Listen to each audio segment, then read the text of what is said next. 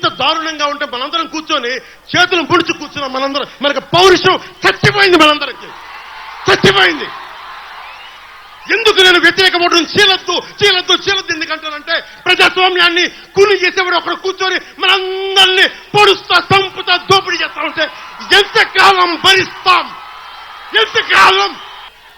సుగాలి ప్రీతి 14 ఏళ్ల బిడ్డని స్కూల్కి వెళ్తే 10 మందిని నాశనం చేస్తే దాన్ని పట్టించుకోడు ఎవడు.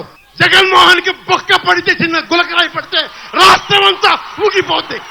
సగటు మనిషి బాధ మనకి తెలియదు. సగటు మనిషి బాధ మర్చిపోయాం.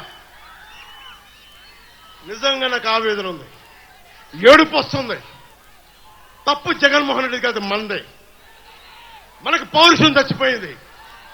ఇందాక తెనాలో చెప్పినట్టుగా దాస్యం చేసే కంటే కూడా చచ్చిపోవడం మేలు. దాస్యాన్ని ఆపేద్దాం.